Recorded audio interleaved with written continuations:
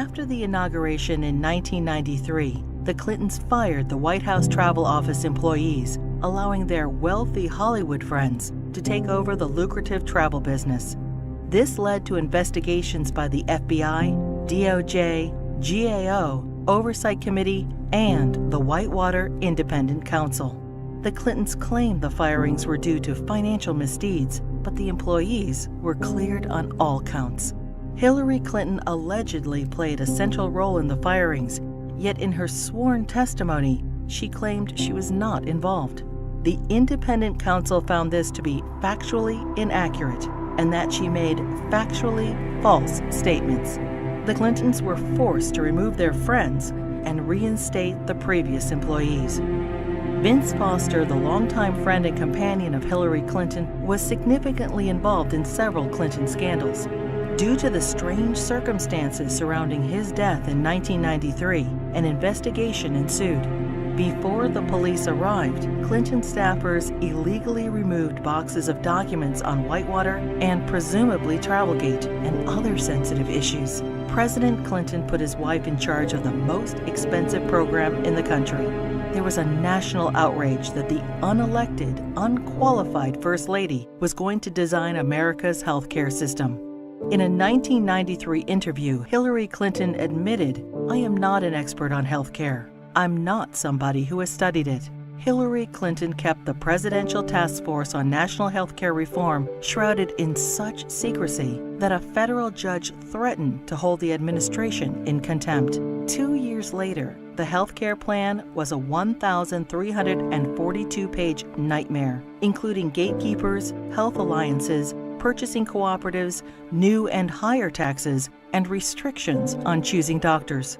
Physicians, hospitals, large and small businesses, insurance companies, Democrats, Republicans, and the general public rejected the program, and it failed disastrously. The General Accounting Office put a price tag of $32 million on Hillary Clinton's healthcare fiasco. For dishonesty, Hillary Clinton and others were fined $450,000. Court costs to taxpayers were $725,000. In 1996, with Hillary Care fresh in their minds, Americans voted both the Senate and the House into Republican hands for the first time in over 4 decades. In 1994, President Clinton's Attorney General Janet Reno initiated an investigation focusing on fraud accusations against the Clintons regarding their real estate venture, Whitewater Development Corporation, co-owned with their friends Jim and Susan McDougal. Hillary Clinton was the central figure, and the probe revealed pervasive conflicts of interest between the Rose Law Firm, where Hillary Clinton was partner, and its client, Madison Guarantee, owned by Clinton business partner Jim McDougal. Hillary Clinton claimed billing records subpoenaed and critical to the investigation were lost. It is presumed they were stolen from Vince Foster's office the night he died. 19 months later, following the Clintons' acquittal, many of the missing records reappeared in the Clintons' residence. As they were covered with Hillary Clinton's fingerprints, she fell under suspicion of obstruction of justice. Their business partner, Susan McDougal, refused to testify against the Clintons, assuring they were not charged. Susan McDougal went to prison for her silence, but was pardoned by President Clinton. 15 Clinton associates were convicted of 40 federal crimes related to Whitewater. The independent counsel's report highlighted the president's abundant and calculating lies under oath, obstruction of justice, and abuse of power. During this case, many other alleged abuses were uncovered. The 4.5-year expanded investigation cost taxpayers $145 million.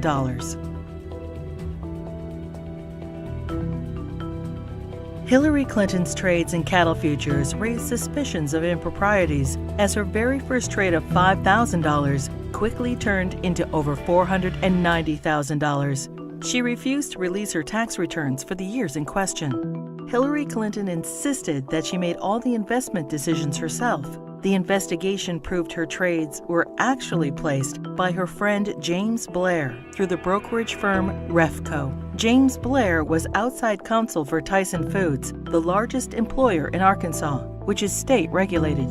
The perception was Mrs. Clinton received preferential treatment and incredible financial returns as a way to garner favor with her husband, then governor of Arkansas. Revco was investigated and paid the largest fines in the history of the exchange.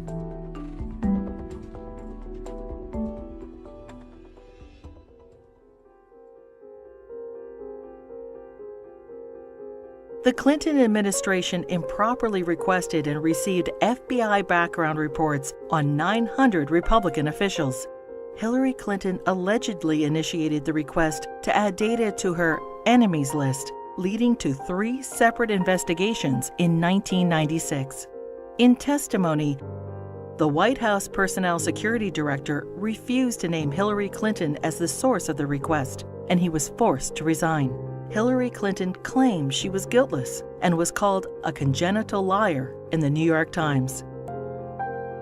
The fund was established so individuals or companies hoping to garner favor with the president could help pay the Clintons' endless legal bills. In 1996, the Justice Department investigated campaign fundraising abuses and cover-ups by the Clintons in connection with an effort by China to influence administration policies. In violation of U.S. law, agents for the Chinese government and military funneled millions into President Clinton's re-election campaign, the Clinton Legal Defense Fund, and the DNC. The DOJ's report stated, "A pattern of events suggests a level of knowledge within the White House, including the President's and First Lady's offices, concerning the injection of foreign funds into the re-election effort." The Clintons were accused of using the IRS to harass their enemies, including Republican politicians, the White House Travel Office, the NRA, Judicial Watch, the Heritage Foundation, and other conservative organizations. A senior IRS official admitted that Clinton opponents were singled out for tax audits. Also audited were Bill Clinton's female accusers, including Jennifer Flowers, Paula Jones, Juanita Broaddrick, and Elizabeth Ward Grayson.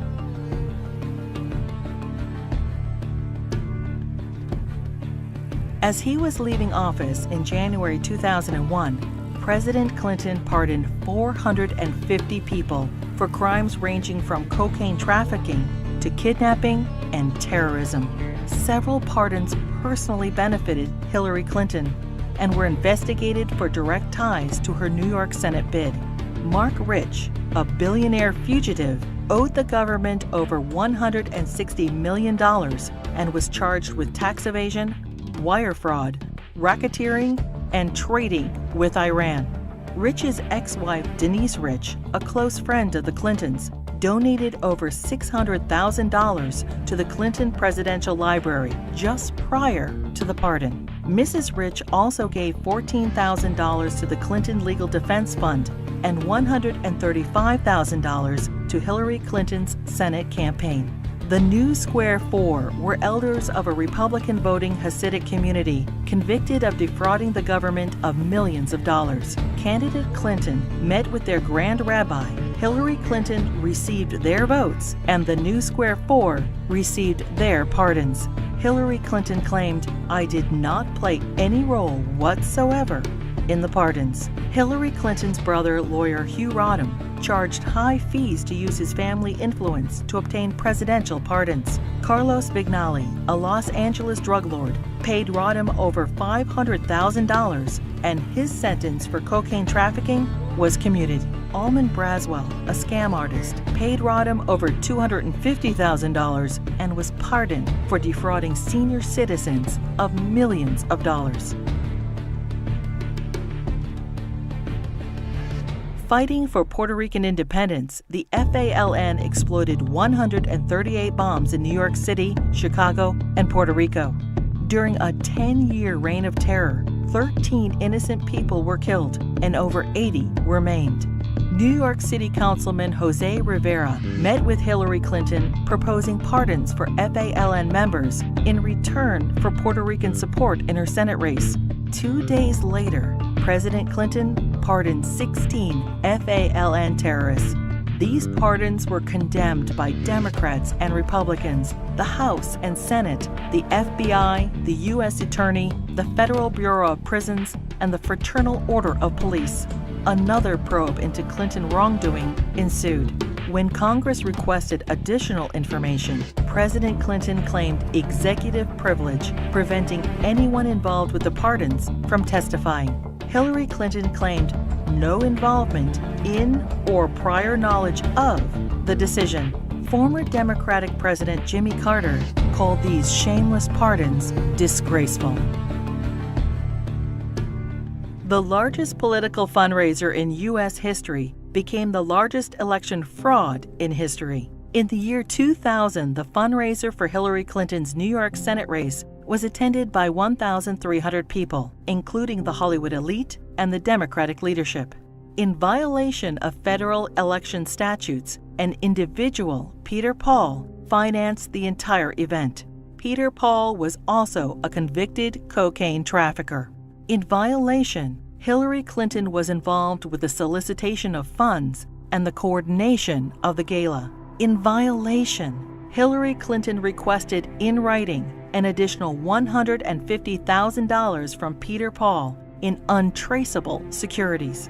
The Clinton campaign's filings with the Federal Elections Committee stated the event only cost $500,000. The actual price tag was $1.5 million. Senator Clinton was fined over $50,000 for purposely underreporting the cost of the event. In another campaign finance fraud, Hillary Clinton ignored FBI warnings and accepted over $900,000 from scam artist and felon Norman Suh. Hillary Clinton's Senate tenure was undistinguished. In 7 years, she introduced only 3 minor bills which became law, including the naming of a post office. She helped secure millions in federal assistance for a New York developer. Ethics questions arose when the businessman donated over $120,000 to the Clinton Foundation. Senator Clinton did not support English as the official language of the United States government, and she enthusiastically voted for the Iraq War resolution. Hillary Clinton ignored Senate rules and reporting requirements for the hiring of staff and non-paid fellows, breaking the Senate Code of Official Conduct and hiding multiple conflicts of interest. She was investigated by the Senate Select Committee on Ethics.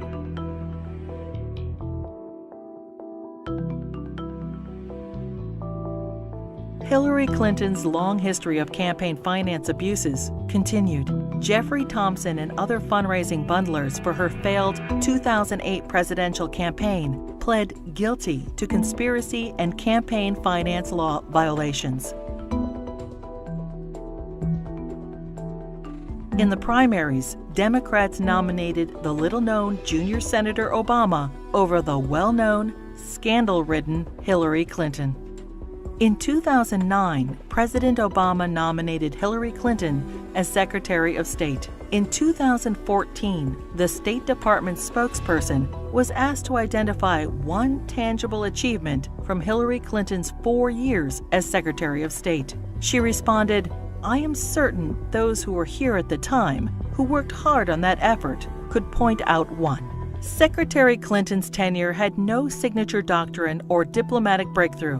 It was, however, 4 more years of scandals. The Clinton State Department wasted $80 million on a U.S. consulate in northern Afghanistan, which will never be completed.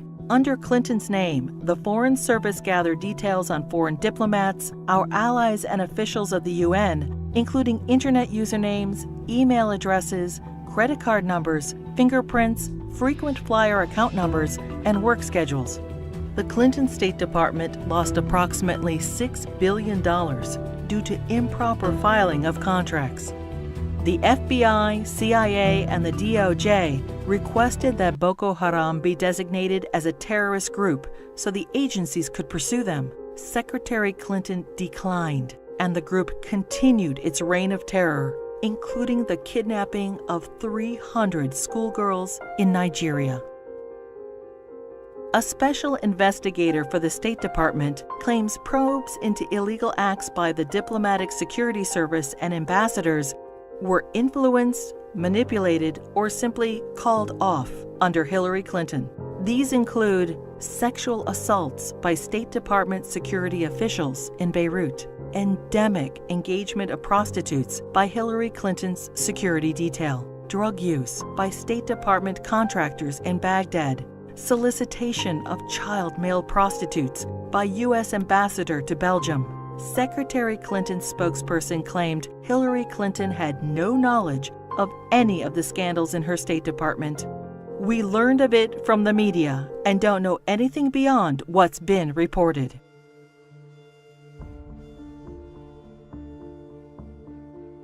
The United States mission in Benghazi, Libya, was attacked on September 11, 2012.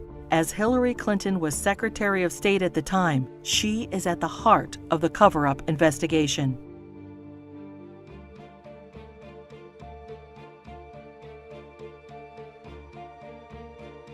When she finally testified to Congress 4 months after the attack, she famously stated, "The fact is we had 4 dead Americans. Was it because of a protest? Or was it because guys out for a walk one night who decided they'd go kill some Americans? What difference at this point does it make?" Hillary Clinton testified that she submitted all documents requested by Congress.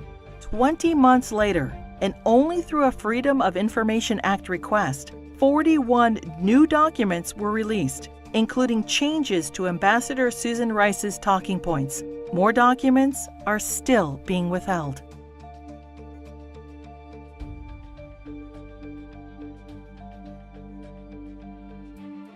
The Presidential Records Act allows restricted access to documents for 12 years after leaving office. Now, 14 years later, the Clintons are still withholding thousands of records from the public. Over 300 Freedom of Information Act requests have been ignored, suggesting more damaging revelations about the Clintons. It is difficult to separate the Clintons' personal and political financial ventures from those of the Clinton Foundation. The New York Times expose on the Clinton Foundation details moral and fiscal chaos, shameless fundraising, and calls it mired in conflicts of interest. Run by old Clinton friends, it has been grossly mismanaged and, despite enormous donations, ran multi-million-dollar deficits. Already rife with conflicts of interest, the foundation's offices are now shared by the Hillary Clinton presidential campaign. Americans can give $2,300 to presidential candidates, but there are no limits on donations to foundations. Hillary Clinton cannot legally accept campaign donations from foreigners, but no restrictions apply to foundations. Secretary of State Clinton traveled to Moscow and pressed the Russian government to purchase planes from Boeing. 2 months later, contract in hand, Boeing donated $900,000 to the Clinton Foundation. The foundation's support from foreign interests hoping to influence U.S. policy is of grave concern. Foreign donations to the foundation increased by 70% when Hillary Clinton ran for president in 2008.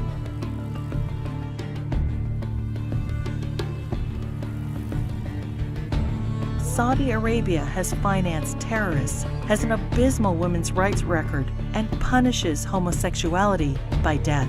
And yet, the Kingdom of Saudi Arabia is one of the largest supporters of the Clinton Foundation. In a Clinton co-presidency, every large donation could raise suspicions of improprieties or influence peddling and lead to non-stop investigations. Great story here for anybody willing to find it and write about it and explain it is this vast right-wing conspiracy. It's no secret that we're going up against some pretty powerful forces that will do and spend whatever it takes to advance a very different vision for America.